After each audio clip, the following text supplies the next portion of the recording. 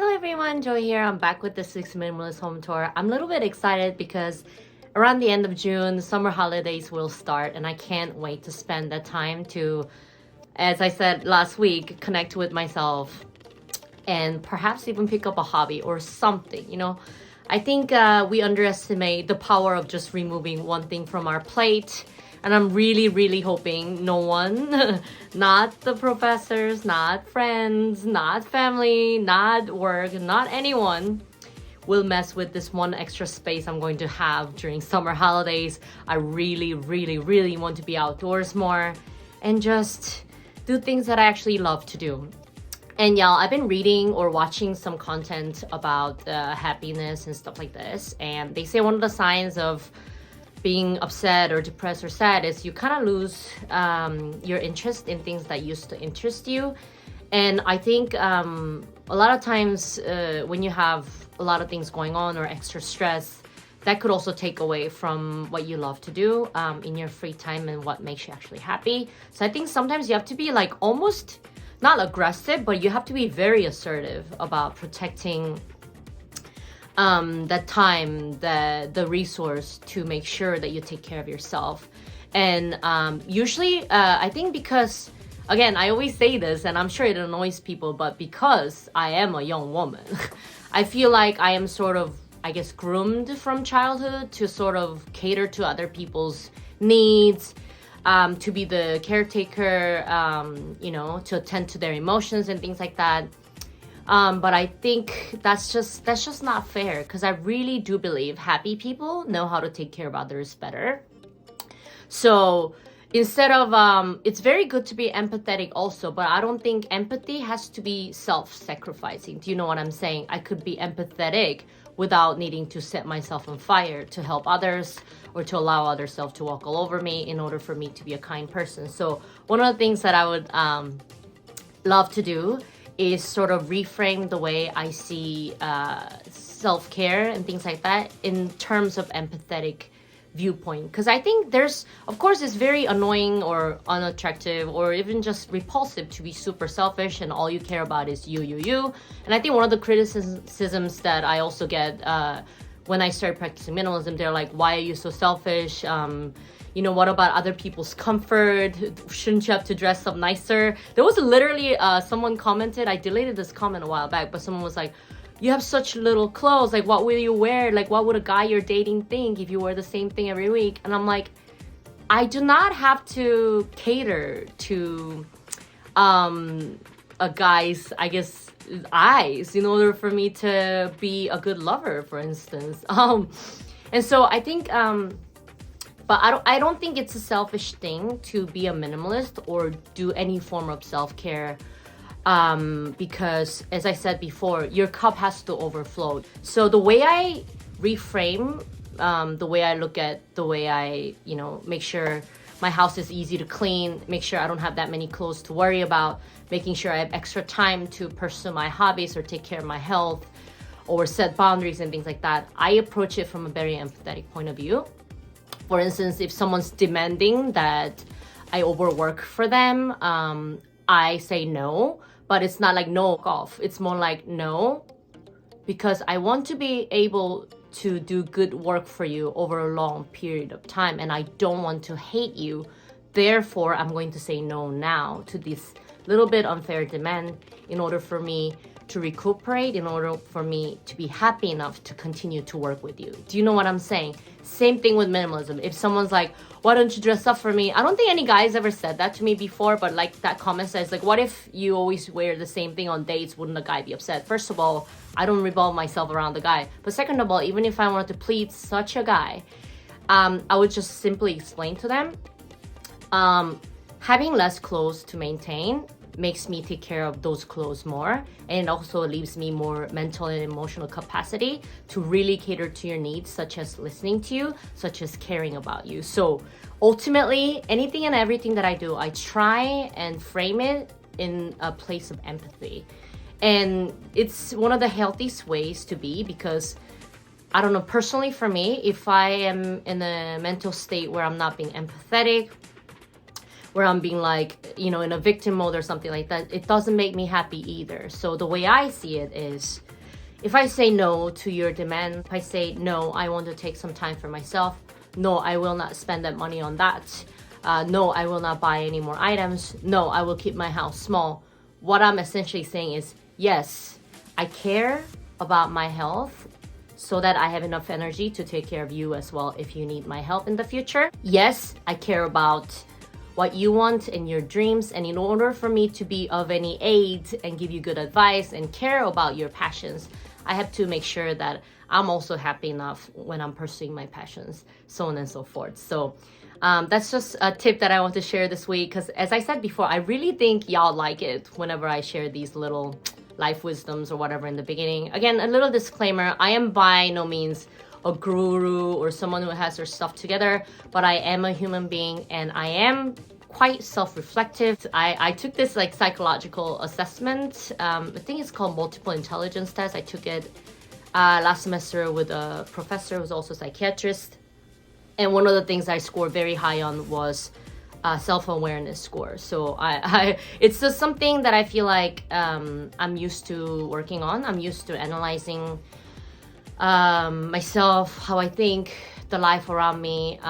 Partly, I think it's probably because I was an only child and I spent a lot of my youth alone.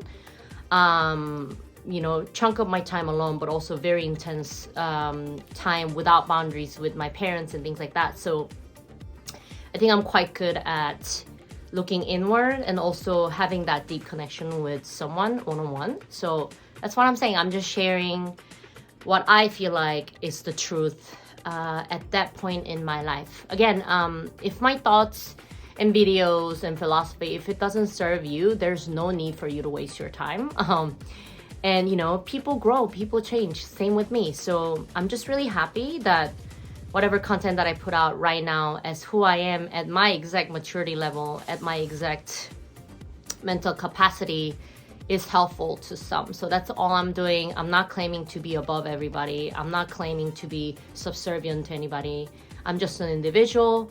I have my own unique perspective due to the fact that I am this person who had my particular set of experiences. So I hope y'all remember this when you're watching my videos. Again, do what makes you happy.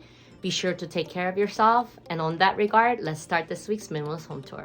Let's go. Hello, welcome to this week's Minimalist Home Tour. We will start off in our bedroom as usual. You can see I put away the laundry over here for the thumbnail shot, but usually this laundry rack right here would actually be right over here. My regular viewers and subscribers already know this. So yeah. And over here, I've done a lot of decluttering and a deep clean in the house. I don't know if y'all can see, but the floor has been wiped down.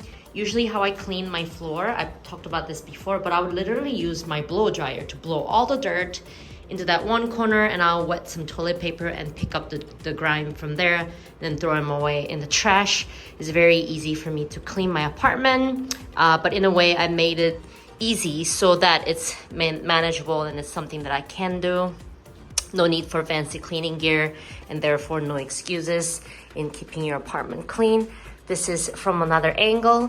And over here you can see this is actually just washed bedding. So I keep the zipper part towards the wall and I'm drying it just like this. I've actually got the floor heat on because this is Korea. You can actually have floor heating, and we don't wear shoes in the house. If you couldn't tell, you can see my bare feet. So I dry my bedding cover just like this, and I'll zip it on that mattress over there, and you can see the pillow cover and my blanket is being washed. I actually decluttered one extra pillow that I had because I realized I don't really use it as much. Sometimes I use it to prop up my leg, but it wasn't really serving any more purpose than that. And last night I didn't even use the pillow for me to sleep soundly, so I realized I don't really need the extra pillow. So that's one of the things that I've decluttered. I don't know if y'all can see, but I've decluttered a lot of clothes as well. So I've only got actually 3 items in my suitcase. I guess I could go through these, or you could just take my word for it, but I'm just not gonna go through them because I just cleaned them. What I did is I decluttered my winter coat, which is less than about $100, and winter is still a couple months away, and I'm pretty sure I'll be able to afford to buy a coat. I know that's not the case for anyone, but I really don't like it when the winter coat sort of gets moldy and smelly. And my winter coat, since I've worn it so much, it's actually got like that little musty smell that I really don't like, and I was worried about it contaminating my other clothes that I actually do like. So I decided when the winter comes, I'll just go ahead and get another affordable coat for winter. Now, that's not for everybody. Maybe you believe in saving as much money as possible, but for me, having the extra time, extra space, and less stress is also a very important resource for me. And the time that it takes for me to take it to dry cleaning, and maybe even having to deal with it making other clothes moldy and things like that, it's just not worth it. So all that effort for me in money is worth more than $100. So that's exactly what I'm going to do. I'm just going to buy a new winter coat. That was a long explanation, but everything you see here right now is all the clothes that I've kept that are in season. Of course, I have another dress and jeans that are being washed in the washer. I don't know if you can hear the washer. But yeah, other than that, everything that I do wear in this season are right here. And that's pretty much my closet. And up here you can see, well, the dirty wall, which I'm a little bit annoyed about, but it is what it is, structural issue. But these are sweatpants and my bra that I'm going to wear whenever I just go outside and things like that. So that's my closet slash my fridge, which I used to store food, of course. I need to take out food trash. I just realized that as I open this. See, y'all helping me, you know? Yeah, even though it's a small space, you know, doesn't mean I'm always on top of stuff. And you can see there's a lot of food supplies. I've actually cooked this morning, and I'm so proud of myself for actually cooking the food that I got, because if y'all been watching my channel, you know it's one of my goals to start cooking more at home. So that's what's going on. I'm very happy about that. But what was I saying? Anyway, let's go into the bathroom for now. And because there's a couple things over here that I really want to talk about as well. It's very minor detail, but I know it can be helpful for some people. So I've done a little bit of cleaning in my bathroom. There's shampoo and conditioner right there. And you can see part of my arm over there and the little pantry. And we have like a wet bathroom, which means we have drain on the floor. And people shower like this, and it could get wet everywhere, but it's fine because we have drainage. And this is kind of like how a lot of the Korean households have as a wet bathroom. And I did clean the toilet bowl a little bit, so it looks a little bit clean. And I scrubbed part of the floor, but you can see it's not perfect. And this is something that I want to talk about as well. When you're cleaning the house, a lot of times when people keep their home really dirty and they don't really clean it, but they always feel guilty. One of the tips that I would like to give people is it's okay not to be perfect as long as you're working towards being better. And I think there's something that you can use. It's a trick that I use where I purposefully do things halfway, because I think our brain is wired to either be perfect or not try it at all, because we're so scared of failure. And I would say it's an actual legitimate skill to leave things done somewhat. So don't be afraid to only spot clean certain areas of your house. It's still better than nothing. Try and defeat your own perfectionism. And then I'm telling you from the point of view of a perfectionist myself, and any little progress, any one thing, maybe all you did was clean the rim of the toilet, whatever, that's still better than nothing. So train your brain to accept sort of the in-between progress, and that's perfectly fine. And I'm very happy that at least my toilet bowl and some part of the floor are mold-free, and I'm very happy about that. Another thing that I want to talk about, which I just realized as I was cleaning, this time I actually decided to get a smaller mold killing solution, because I realized I actually don't do a deep mold killing clean, but I always got like the bigger one, which I thought because it's a slightly better deal. But the thing is, because I don't clean as often, oftentimes the big mold solution is sort of making my bathroom look cluttered. So what I'm trying to say is, when you're making decisions as to what to buy and how many things to keep in the house and things like that, also look at your lifestyle and be honest. Like, do you honestly use enough solution? Mold killing solution, for instance, do you honestly use that product as often enough for you to justify having a big thing of it or a multiple thing of it? So for me, I don't really do the deep clean as much, so I realized I could just get a smaller one, because I'll do this maybe every month or so. So that's good enough for me to last, and for the entire month I don't have to look at a huge item. Does that make sense? So yeah, like don't just look at the bargain prices, also look at the lifestyle that you live and how much you value the space and the peace that comes with it. So we'll look into the cabinet over here, and you'll see all my hygiene products in here. You'll see there's 2 extra thing of toothpaste. That was I should have just gotten one, but I couldn't really find the individual ones when I was rushing and shopping. These were like on the display sale page, so I just got a bunch of these. I also took it was 4-in-1 deal, and I took another packet of toothpaste to work because sometimes I do brush my teeth at work. So yeah, I don't mind having this bit of clutter, but next time I'm really going to try and get maybe 1 toothpaste at a time. But then again, I do go through toothpaste pretty quickly. I like to brush my teeth every time I eat something, and definitely once in the morning and before sleep. So I brush my teeth pretty frequently. That's why it's okay for me to have a little bit extra thing of those items. Now, if there were something like sunscreen, which I don't put on as much, it would make no sense for me to get more than 1 sunscreen at a time. And over here, you can see my hairbrush, my razor, and Vaseline over here, and makeup cleanser, body lotion, and watery type lotion, and cream for my face, and toilet paper. And that's everything that's in my bathroom. And again, you can see there's a window here because it's good to ventilate in a wet bathroom to avoid having molds, which reminds me I should probably do this. I'm a little scared because I don't want like neighbors to see me.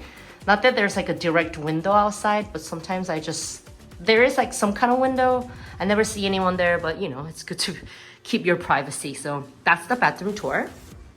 And we'll move into the kitchen. And I'm warning you in advance, you might hear the washing machine. Over here, this is my small little kitchenette. And there's my little laundry machine. And my blanket that I wear and the pillow cover is being washed over there. And my blanket is so light. And I use the same blanket all season because again, like I said, there's floor heating, so I don't need a thick blanket. I could keep myself warm in winter, even with just 1 very light washable blanket, which I'm very happy about. And if y'all been watching my channel, you know I had that blanket for almost 2 years now. That was the original gangster blanket, like that's OG blanket right there. And it's worked perfectly. I'm very, very happy about that. I think you can see this blanket even I think maybe in my 2nd bedroom tour or something like this on this channel. So look for those in the playlist Minimalism. And over here you can see I have 2 pairs of shoes, and you will actually be able to see if you've been watching my channel. I declutter my boxing shoes because I realized it's been a couple months and I simply haven't used those shoes anymore. You know, the reason I kept the boxing shoes was because I was hoping to get back into boxing. But I realized realistically, because the weather's getting warmer, I've been doing a lot more walking outdoors and a little bit more outdoorsy things for my fitness. So it's going to be at least towards the winter that I even consider picking up on such sports. And I realized I'll just get a new pair of boxing shoes and try out boxing gyms if I even get to do it. So I don't want to keep an item that keep my house cluttered for the possibility of doing something. It was a little bit painful because I wanted to keep it, and my intention was to go back and learn it again. But because I haven't been doing it, I was paying attention to my own action. And that's the same thing. Whenever I assess people in my life and my relationship with people, despite of what they say, I also look at their actions. And if their actions don't really match their intentions, then it's always good to sort of eventually focus on the action. And I'm holding myself to the same standard. I keep saying I will do it.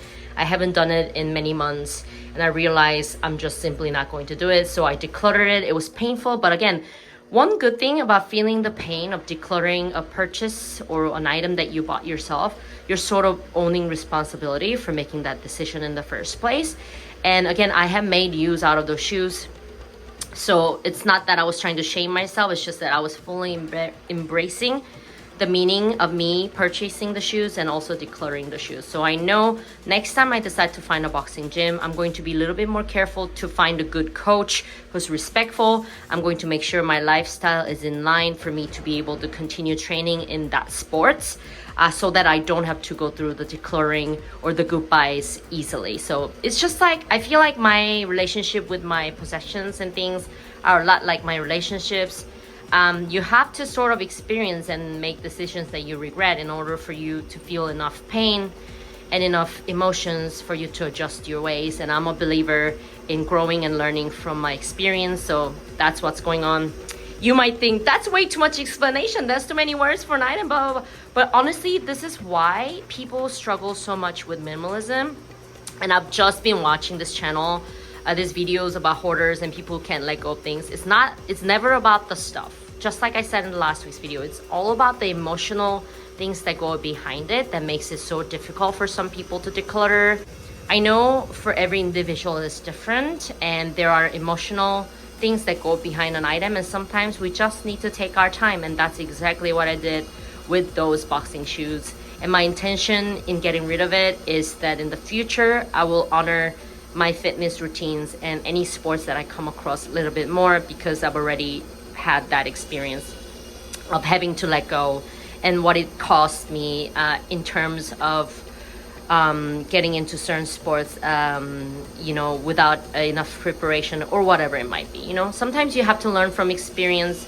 Sometimes you just have to try it and fail and see what it's like. So that's my long monologue, and that's okay because that's just my style. And over here is my kitchen cabinet. You can see this is also clean and organized. I've decluttered a couple of things in here, mainly these vitamin C tablets. I realized I don't really need that many of them, so I decluttered them. So now my kitchen cabinet is a lot more clean. And for my new subscribers, I keep all sorts of stuff, sunglasses, miscellaneous items, bags, in the kitchen cabinet, because this is one nice storage where I can tuck away things, and I live in a small space. So it's one way for me to keep everything out of sight, thrown out my paper trash, gave my apartment a deep clean. That's literally the entire home tour of my minimalist apartment. What do y'all think? Do y'all think I'm being a little bit more extreme these days or not? What are some of the minimalist challenges that you've been up to? Feel free to let me know down in the comments below, and let's just go to the outro. So that was my minimalist home tour. I hope y'all liked it. If you liked it, please like and subscribe, and I'll catch y'all next time with more content. Bye! Mwah.